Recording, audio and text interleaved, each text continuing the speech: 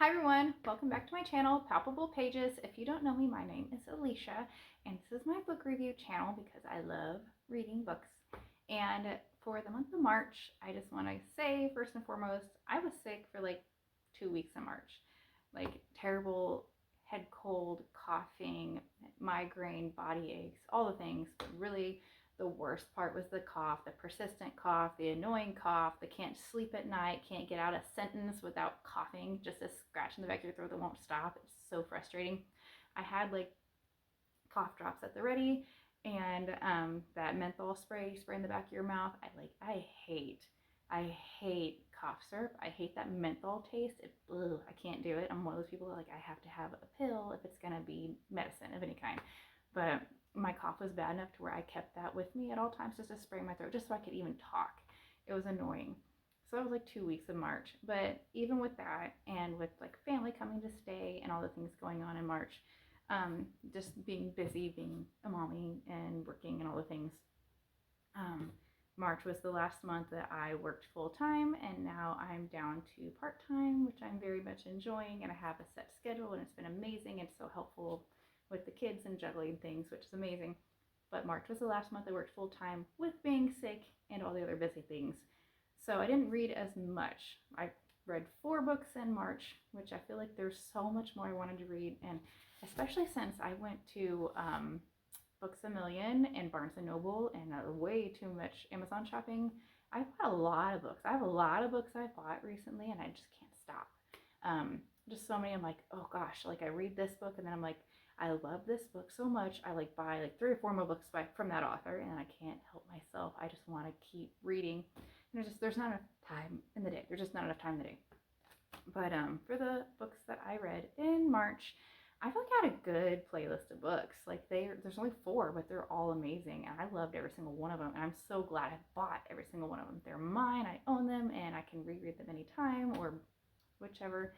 Um, First and foremost, out of the stack of books here, the first one I read in March, which I've already posted a review of this book, Home Before Dark. So since I already have a review of this book on my channel, I may just go very lightly into that review. The next book I read after that was House in the Pines, and I remember getting my oil changed and like sitting at the dealership for like 3 hours, and I'm so glad I brought this book with me.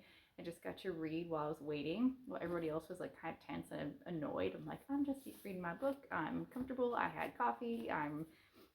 Yeah, just enjoying it. And then after that, I read Daisy Jones and the Six. Daisy Jones and the Six, which is a TV series. If you have not heard of it, I'm probably going to review this book last. I have a lot of comments about this book. I feel like this book, I want to post one video of just the very in detailed review, and then I want to post another book, just me comparing the book and the show, and then I want to post another review of the book, just like me venting, just getting it out of my system, talking about this, because this book was so much. I love this book. I was recommended by many people to read this book. And because I read that book and loved it, it's by Taylor Jenkins Reid, of course. I also bought this book, Malibu Rising, also by Taylor Jenkins Reid, and I'm like, I love this. I could gush about this book. You know, beach vibes. I could have beach vibes year round. I love Florida. I love the beach. But also it's summer, 78 degrees right now. It's cold in my house. It's always like 69, 70 degrees in my house. We keep it like low year round. But even without that, like I love this book. It was wonderful. So many things. I have a lot of things. So that was my playlist for the month of March. This wonderful playlist of books here, all amazing. They're all so different from each other. Every single story, like 2 thrillers, and then 2 just kind of like, they're not thrillers, they're not romance books. Like this one, Daisy Jones, kind of is. And there's love in both of these books, and there's heart-wrenching parts, and there's funny parts, and there's family parts, but also like just Taylor Jenkins Reid. She's just one of those authors. If you haven't read a book from her, you have to. I want to own every book she's read or written, and I want to read every single book that she's written. And these 2 authors, Riley Sager, of course, if you've seen my other videos, you've seen me gush about Riley Sager's books and how I've bought out all of his books, and there's one coming out this June I can't wait for. And then this book, I've never read a book from Anna Reyes before, but I did very much enjoy this book. So yeah, just another author to add to the list. So let's get into these lightly reviewed books here. We're just going to do a light review because I'm going to post in detail reviews of all these books later. So yes, let's get into it. So first book to review was the very first book I read in March was this book, Home Before Dark by Riley Sager. And I could talk about Riley Sager, his past, his story. If you don't know about him, he is someone who was at a turning point in his life, was an editor for many years, and then the company went under. He made the decision, instead of going to be a librarian, the safety net job, he decided to write a book. And he's just been continuing on. I think that he has like 7 books now, and I've enjoyed them all. He's just a thriller author, but this is another thriller, but it's different for him from his other books, and it's also like just different from anything I've ever read. So when I first heard about this book, I was told it's like comparable to a medieval horror. It even says it on the back. It's rivaling the medieval horror in popularity and skepticism. And a lot of people said that this book is like a medieval horror meets The Conjuring. And I was like, I am very intrigued. I have to read this book. And I just finished reading like a couple other thrillers, so I was really interested in reading this book. But yeah, 25 years ago, there's Maggie Holt as the main character, and 25 years ago, her parents, Ewan, E-W-A-N, however you pronounce that, and his wife Jess lived in this house, Bainbury Hall. Her dad is a writer, and he was going through writer's block, and he decided to buy this really old house in the middle of nowhere to see if he could come up with a story or just get some inspiration for another book. And instead, he ended up, after only living there for like 20-something days, they evacuated the house very quickly and abruptly, and in the midst of a girl going missing and leaving behind everything they owned, just abruptly grabbed their things, left, went to a hotel, called the police, reported like these things that happened, like with ghosts and a haunting in the house. And then he published and wrote a book called House of Horrors, and that got him famous, and of course his daughter Maggie Holt famous, and just infamous because she doesn't want to be famous, doesn't want to be known for this book, and the small town is like resentful that this book is out because now this house and the town is on the map, and all the people in the town have constantly had to deal with people constantly coming into the town. And I think about that in medieval horror, like the medieval horror house or the Conjuring houses, those houses like that supposedly happened in real life, like the houses, that town now, like people go there all the time to vacation and tour the house and see it, take pictures, and there's always tourists now. And you wonder if that's how they feel, the people that live in those towns feel the same way that the people in this book like feel about just being infamous because they don't really want to be bothered, and it's kind of like something they just had to deal with. But so Maggie doesn't have any memories of what the father talks about in his book House of Horrors, so she's trying to investigate. Her father, essentially at the beginning of the book, not a spoiler, you already know about this in the first like 5 pages, and I'm pretty sure it says on the back. Let me see. Okay, when Maggie inherits Bainbury Hall after her father's death, she returns to renovate the place to prepare it for sale. So it's not a spoiler, it says on the back. So her father dies. She gets the estate inherited to her and decides, because she renovates homes. And I love how in the very beginning, like the very first page, it says, okay, not the first page. The first page it's the prologue. It's talking about how every house has a story. And anyways, I like that she's trying to uncover the story of the house, and she does that as an adult. She renovates homes, and then she's trying to uncover the story of each home as she's renovating it.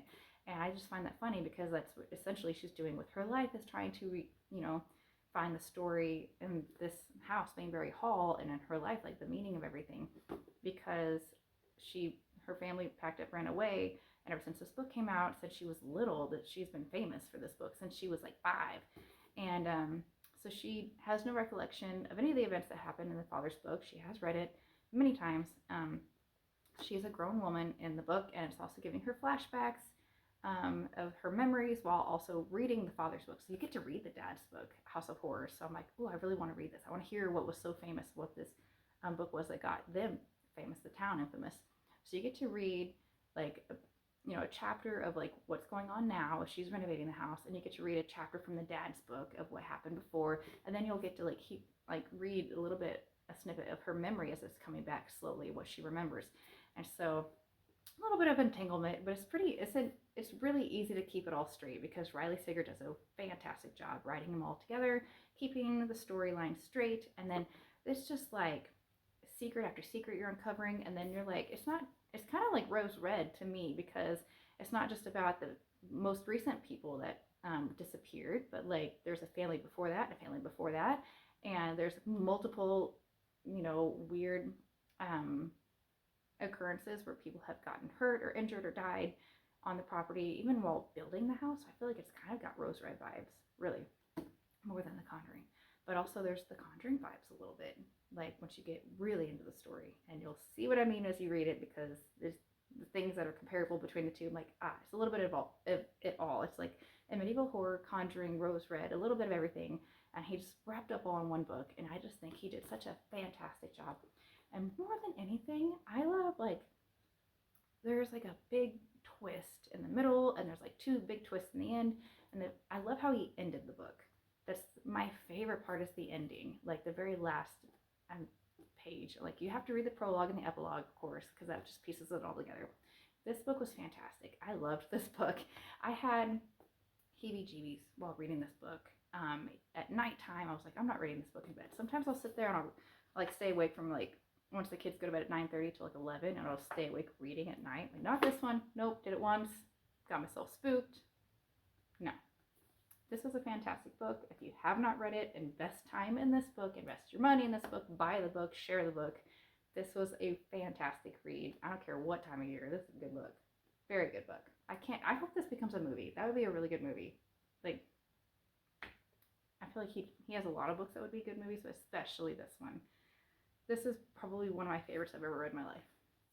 Okay, so the next book I have on my list, and then the next book I read in March, was this book, The House in the Pines. It's by Anna Reyes. And you see this house here pictured. And this book messed with my head, let alone the head of the main character.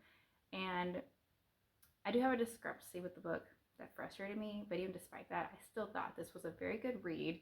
And I'm going to say, I watch a lot of true crime on YouTube, like as I'm getting ready, doing my makeup, watching, you know, cleaning dishes and cooking. I always have, like, the kids have the TV on, so I just have my phone on YouTube propped up while I'm like doing something, and I'm always watching like True Crime Daily, Christina Randall, or just something related of the sort. And I've also read a lot of thriller novels, and I have to say, this book, the way that the killer kills people, murders people, is so unique and authentic. I've never in my life heard of another person killing someone the way that he does. So that is different. That sets this book apart from any other book I've ever read. But yes, this book, of course, if you see the tagline at the bottom here, I don't know if it's like focused that well, it says powerfully eerie and atmospheric, and that was quoted by Riley Sager. So it says New York Times bestselling author of The House Across the Lake. Of course, I've read House Across the Lake. I just finished reading Home Before Dark. I want to say House of Horrors because that's the book in this book, but no, Home Before Dark by Riley Sager. So the fact that he has a quote on the bottom of this one, and I came across that on Amazon, I had to get the book. And then on top here it says it's on Reese's book club list. So if you don't know what that is, Reese Witherspoon, she has a book club list, kind of like Oprah's book club list. Oprah's book club list has a lot of like self-improvement books. Reese has more story books, which I enjoy, and she has a couple of on her list that I've read that are really good. So I like that. But more than anything, I had Riley Sager's quote at the bottom, and I just finished reading a few of his books, so I'm sold. I bought it, I read it, and I had, like I said, I had a day where I was like stuck at the automotive dealership getting my oil changed for a few hours, and anywho, it was a fantastic read. I really enjoyed it. I enjoyed having it around. As you see, I have little tabbies here. There's a couple little tabbies just to keep some things straight, but also just quotes I enjoyed from the book. So essentially, this book, main character's name is Maya. And Maya, she's Guatemalan. Her dad's from Guatemala. She has mixed family. And Maya is talking about her as an adult, but it also goes back in time when talking about her as a 17-year-old girl. And Maya had a best friend named Aubrey who passed away when she was 17. And so there's a little bit of a love triangle, or so Maya thought, a love triangle between Maya, her best friend Aubrey, and Maya's boyfriend at the time named Frank. And Frank was someone who you could see why she was attracted to him. He's like the bad boy, he's mysterious, he does things that's kind of out of character for her. She's a good girl, good grades, always focused on doing what's right. And then Frank is like always taking on these dates that are kind of eerie, mysterious, and she feels like she like loses track of time and doesn't really, she's like missing pieces of her life.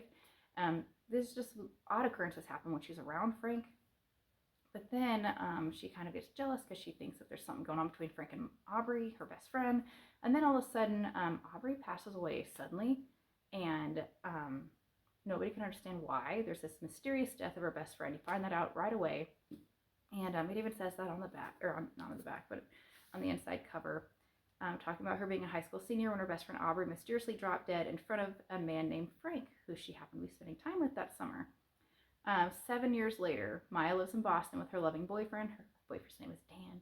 Doesn't say that here, but Dan. I like that they're polar opposites because Maya did go to college right a week after her best friend died, and she graduated, and then she starts working in a garden shop. So of course I love that detail because I'm really into gardening right now, and I've been spending a lot of time outside. And her boyfriend Dan, 7 years later as an adult, is like going to school to be a lawyer. So they're like kind of polar ends of the spectrum there. He's different from her, but he's very good for her. And just ever since her best friend Aubrey died, she has like these issues she's dealing with. She like this traumatic experience, things going on, and she has like a Klonopin addiction that she was like prescribed these medications from a psychologist that she was forced to see after her best friend died, of course. And now she's dealing with withdrawal from all these other drugs, and she's like trying to have this new life with her boyfriend and move forward. But then suddenly on YouTube, another woman passes away, and in the video is Frank. And suddenly she just drops dead right in front of Frank without him touching her, and she doesn't understand what's going on. And she's like, she can't escape it. And now like it's what happened to her best friend 7 years prior is now resurfacing. All these feelings are coming back, these nightmares are coming back, and she's just going through it, and she's trying to uncover. She just has to go back to her childhood home and hope that Frank's there, and she uncovers this mystery, and it's in detail. This author does a great job uncovering and unraveling everything. And I'm like, even though it's like sitting there like right in front of my face, I didn't even see what was going on. And this, you see this element, like this key shape outlined here on the front cover, like that's very vital to the book. It was so clever, and I thought this was a very well written book. It kept my attention. It was thrilling, and I was confused because there's like, that was my discrepancy with this book. My only frustrating part was that because it does flip back and forth like a lot of books do, between now and what happened then, and then like all these other things, it's not clearly written like, okay, it doesn't say past, present, or then, now. It just says chapter 11. It does not say like you have to, I'm like, okay, I'm gonna have to start reading this new chapter and like get into page 1 or 2, and then you realize, oh, okay, we're in the past now. I'm like, it's frustrating because the main character of the book, she's already missing time. When she's 17, she's already got things missing from her memory, and she doesn't know if that's from the Klonopin and the drugs that she's taken, PTSD, or if there's just literally time just missing from her. But even now, she spends more time with Frank. It's happening again to where like there's just pieces of her life missing, and she can't account for this time. And then on top of that being confusing, because you could be like reading about this event and then like all of a sudden jumps to something else, and like, is that because that's the time jump in her brain? Because it happens. But also the book is flipping between now and then. So I'm like, and it doesn't clearly say, it just says chapter 11, doesn't say then now, or whatever. It doesn't give you any like snippet until you're just like reading the paragraph, and you're like, oh, okay, I know where I'm at. It's frustrating a little bit. Very frustrating. Maybe it's just me. But other than that, it was a very cleverly written book, and I liked all the plot twists. There's a bunch of plot twists. And I like the embarrassing moments that are in the book because I'm like, oh my god, I'd be mortified if that happened to me. There's a few things. Very funny. intriguing. And then at the end, it finally revealed the method that he used to murder these people.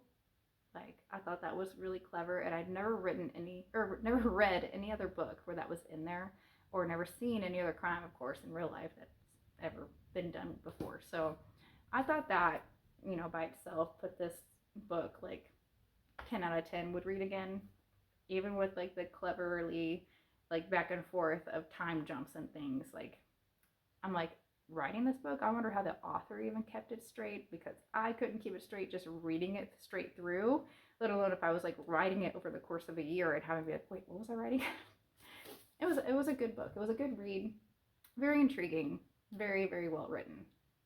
Um, once you uncover the truth at the end, then you'll think it's well written. Okay, I'll just say that. But yeah, wonderful book. Book number 2, still very satisfied. I'm like 2 books into March, and I thought that was both of them fantastic reads.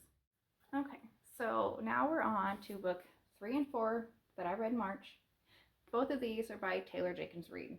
And of course, I read this one first, Daisy Jones and the Six. This one was recommended to me months ago, 6-7 months ago, from a friend at work, and I bought it, and it's been on my shelf like many of my books are. Like, just buy all these books all the time. I'm constantly buying books, and then they're on the shelf, and then they're just on my list until something else comes across that I'm like, okay, gotta read this now. But it quickly made it to the front of the list because I know it was made into a TV show. I didn't know that was happening, but it says now a streaming series. I don't remember what platform I watched it on, if it was on Prime or Hulu, but either way, it's a streaming TV series, and that should be a separate video all by itself, because there's just frustration. Like, I very much enjoyed the TV series, but I very much wanted to read this book before I watched it, because I'm one of those people, if I watch the show, I'm probably not going to read the book. I don't know why. I just can't sit through it. So I wanted to hurry up and read this before the TV series aired on TV so I could watch it, which I did. And New York Times bestseller, author of The Seven Husbands of Evelyn Hugo, which I own, and it's on my list to read, especially now that I've just read 2 Taylor Jenkins Reid books. Her books have both been wonderful, and I like her writing style. I like how she gets in the mind of her characters, and she's very descriptive of her characters. And most of the time when you read a book, the book is about, the thriller, or like the twist, or something clever, or mystery, or just like trying to get eerie chills out of you. Taylor Jenkins Reid, her books are different because they're people focused, like they're behavior focused and family dynamic focused.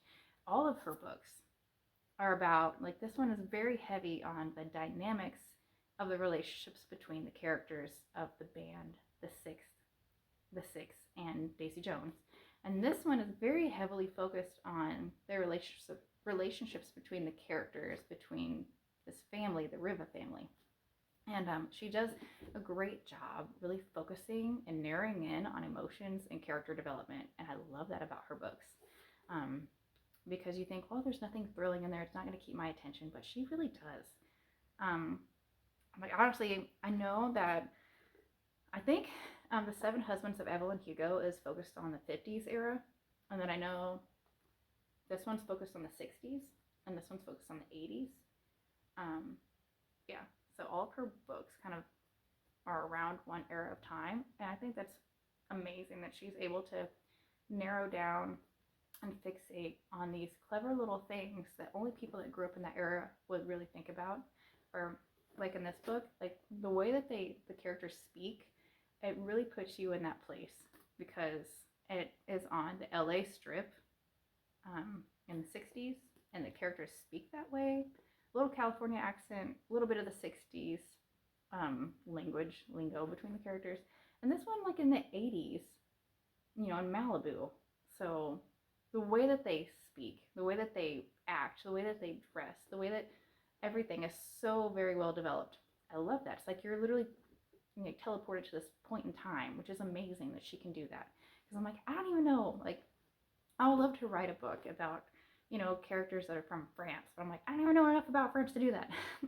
But she does great. So I wonder if she has people in her family that are like from these different time periods that she just talks to a lot or something. Um, Nonetheless, to the stories. This one I read third in March. Um, Daisy Jones and the Six, Taylor Jenkins Reid. It's a Reese Witherspoon book club.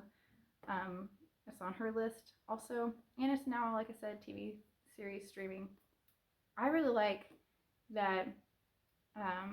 If you see on the back here, it says this book, Carrie Soto is back. It's a new one that Taylor Jenkins Reid has just finished writing and been released. And the characters in that book are also in this book, or not, sorry, they're also in this book. And so I like how some of the characters in her universe are all intertwined within different books. So that's kind of neat. So now I really want to buy Carrie Soto is back and just finish reading that one. Anyways, that picture, I would have said that if it's not on the back of this one. But anyways, so Daisy Jones and the Six. Daisy Jones is like the it girl of the 60s on the LA Strip at this time. And she's just like born into a rich family and neglected by her parents and an only child. And so she's always like, I don't know if you ever hear that about people that are only children that are constantly trying to be extroverted and have relationships with people outside the family because they don't have a lot of close relationships within the family, especially her being neglected by her parents that are rich and kind of just like want to pawn her off and to do other things. So because she's rich and she is a socialite, imagine her like the Paris Hilton of that age, because she is literally famous for being famous. She's kind of the it girl and just very well connected to all the people in this area of time. But it also gives you like a flashback of what it was like for her growing up and how she was very shy and just neglected and alone, and how she grew into this person that was like an it girl and slowly got into drugs, very, very heavily into drugs, and how she became an it girl. But also at the same time, it goes into telling you about this band, the Six. And the Six, this band, it shows you how they became the Six, because it used to be like the Dunn brothers. And then like there's this member of the band, Chuck, who like was in the band, and he's not in the band, and you'll see why. And then how they became the Dunn brothers, went from the Dunn brothers to the band, the Six, and who the Six, it very, very much goes in detail of who the Six characters are. And it's Billy Dunn and Graham Dunn, who are brothers. Billy Dunn's the front man, who's like the lead everything of the band, lead singer, and gets all the glory pretty much from everything. And then there's, of course, Eddie and Pete Loving. And Eddie is like very resentful of Billy and wants to be the front man and wants to do like be like the main person in front of everybody and get all the glory. And he's very jealous of Billy. And also Pete Loving, he's not really like a big character in the book, but if you watch the TV series, I don't want to say nothing about it yet. I feel like that should be a separate video, so I'm going to keep my mouth shut. But yeah, Pete is Eddie's brother that takes the place of Chuck when he leaves the band. And then there's Warren and Karen.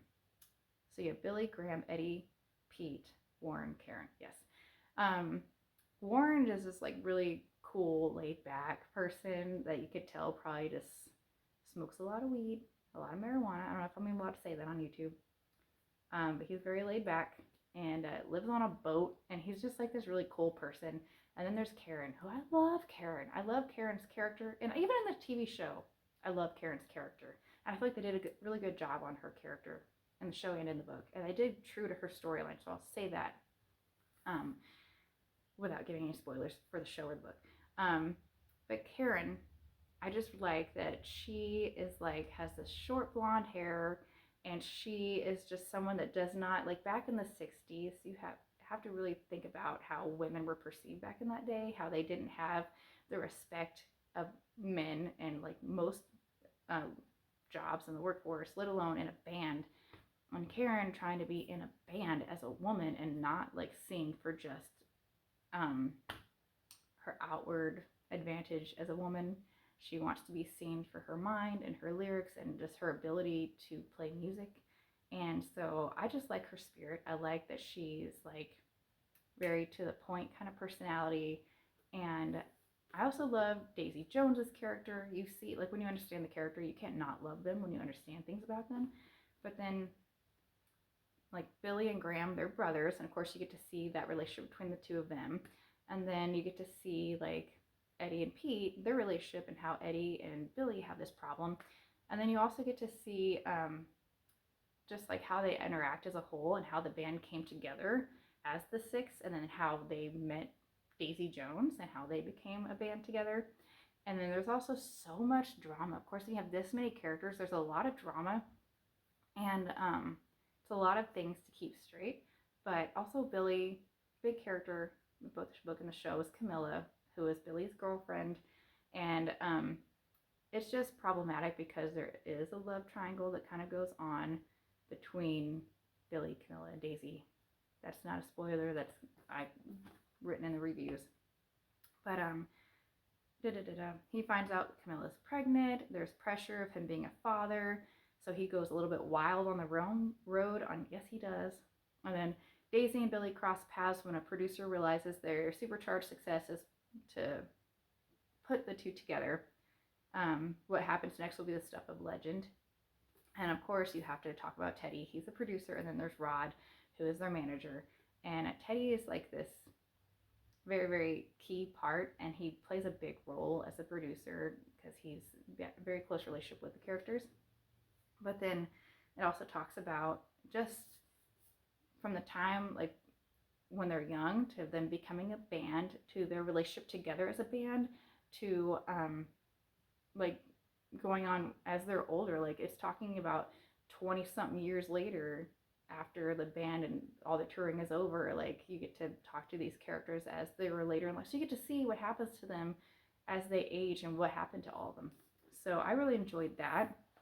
But more than anything, this style of writing is different than anything I've ever read, because you can see here it's more like an interview format. Like says Simone, Daisy, like you're reading just them talking. And then when you get to finally figure out the person that's narrating, the interviewer, like that is really cool. That's like mind blown on that one. And then there's like then and now, how it sets the book up chapter to chapter is really neat. But one of the best parts is like at the very end, the very back of the book, it has the lyrics, like all the songs that I think all the songs like are in here. Impossible Woman, Turn It Off, Please, Young Stars, Regret Me. Like all the lyrics are here. So like for an author to be able to like develop, let's see, there's 6 band members, plus there was Chuck, so there's 7. There's Teddy and Rod, there's 8, 9, plus there's Camilla's 10, plus there's Daisy Jones 11, and then there's also the other supporting characters, like the family members of everybody. So there's a lot of characters and a lot of character development between the characters, and there's a big heavy focus on the relationship between all these characters, and the storyline is amazing. That's a lot to write as it is. And then as she's being a writer for this era of the 60s, which she's not born in, and having to speak for all these different people from a time in a place where she's not born, but also then you're also writing the lyrics, song lyrics for a whole album in the back of your book. I mean, the amount of effort and research she had to do to put into this book, into writing this book, that is amazing. And it's very well written. And I'm like, I loved this book. This was one of the best books I've ever read. I was very emotionally attached to a lot of the characters. And then, of course, the minute I put the book down, I turned on the TV and had to watch the TV series, which is another video by itself. But Taylor Jenkins Reid, she did an amazing job. If you guys have time to spare, this is the book I would recommend. Taylor Jenkins Reid. I feel like you could probably pick up any of her books. And I love the way she writes. It doesn't even have to be a thriller to keep your attention. She just does an amazing job as a writer. I can brag on her all day long. Yes, you guys should invest time in this book. So my legs were starting to hurt a little bit from sitting on the ground, so I had to get a chair. And I'm like, feel very awkward and taller than my camera. But yes, I wanted to talk about this book, Malibu Rising by Taylor Jenkins Reid. And this same author is Daisy Jones and the Sixth. And also characters in this book are also in the book Carrie Soto is Back, that I don't own that book yet, but it's also just been released, I think, this year. Cannot wait to read that one now, because they're like all the characters kind of intertwined. And now that I know a little bit about that, the characters in that book and the main character Carrie Soto, since she's in this book, I'm like, now I really need to read it.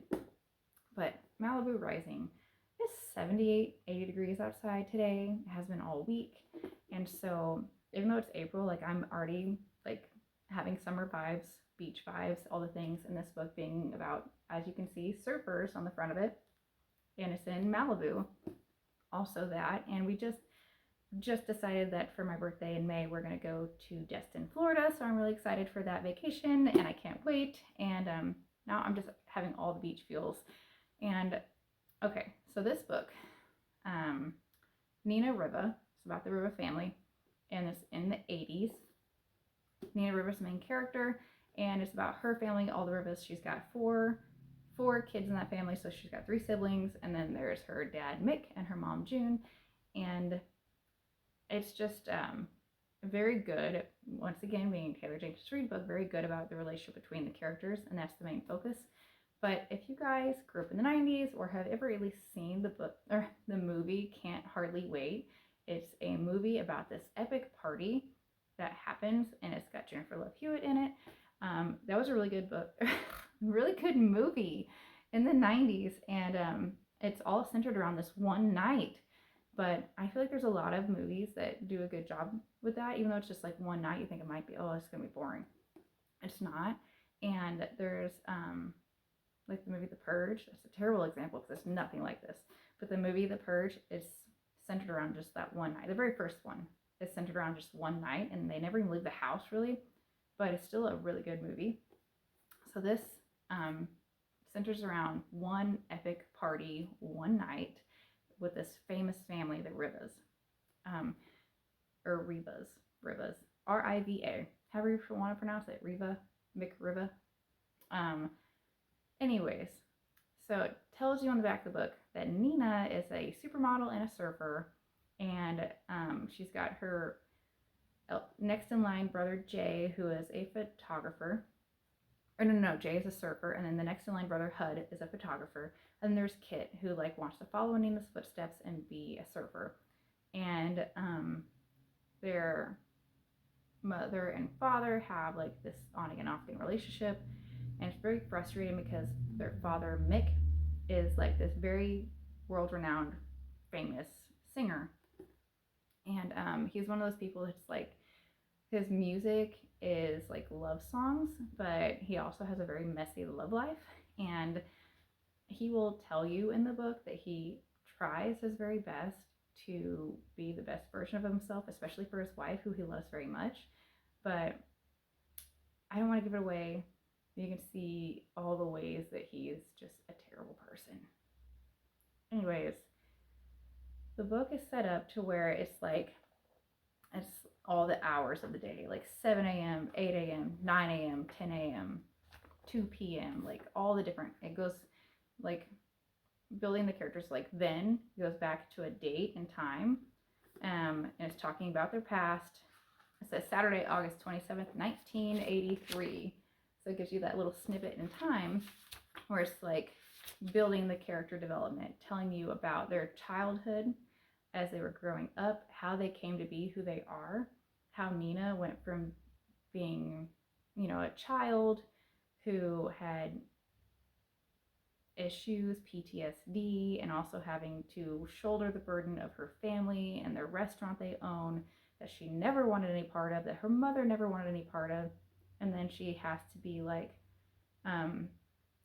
the matriarch of her family very early on in life and sacrifice so much to raise her siblings.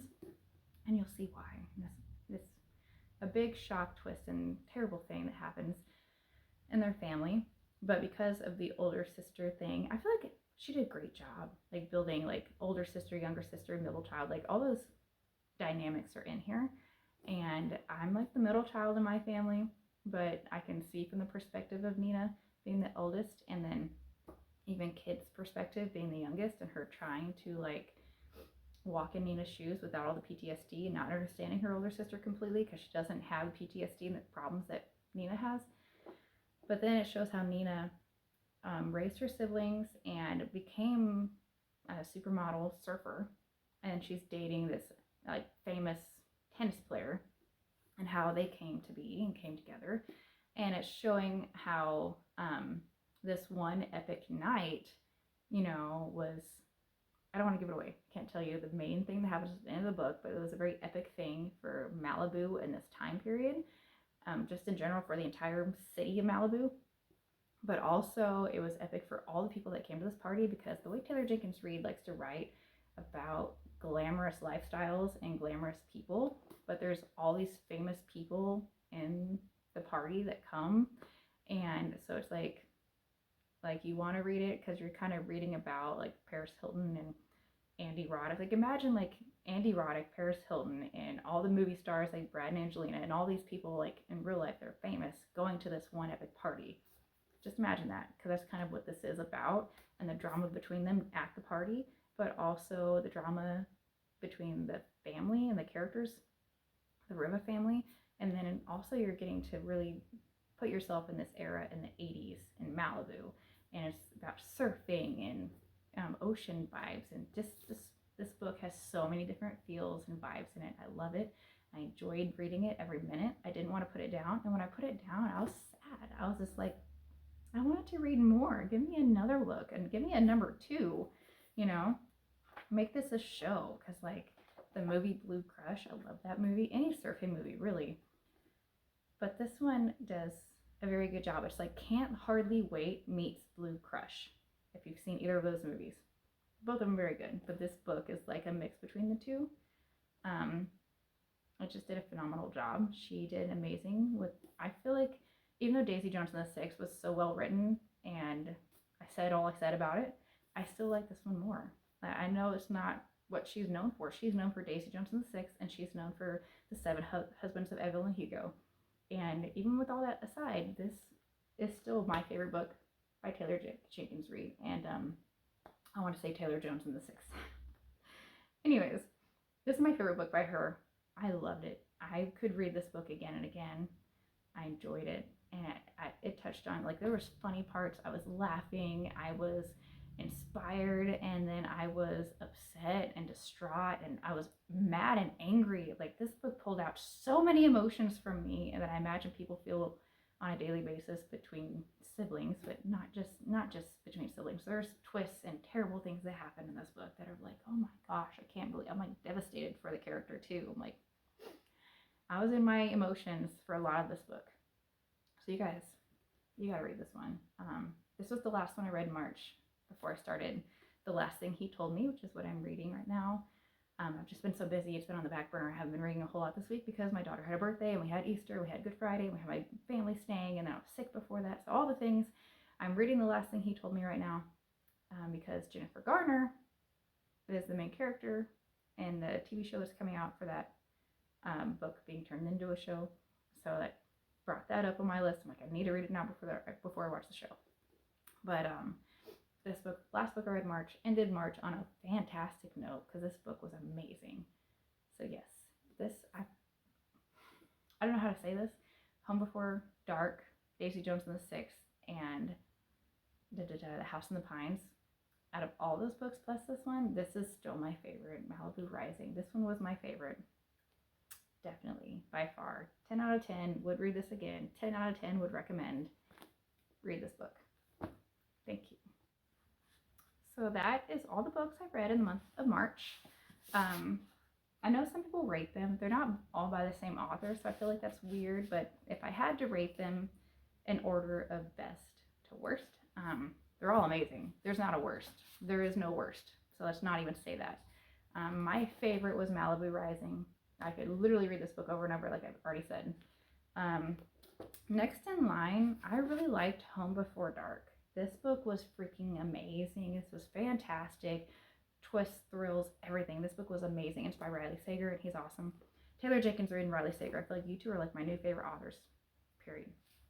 And then I'd say Daisy Jones and the Six, and then I'd say House in the Pines. So that's my order of best to next best. Best, next best, next best, best, and then next best, best, best. I don't know. Anyways, Malibu Rising, definitely one favorite for the month of March. You guys should read this. Best time in it. Best book for the month of March. Thank you so much. Have a fun time reading. Like and subscribe if you haven't already. Thank you. Bye.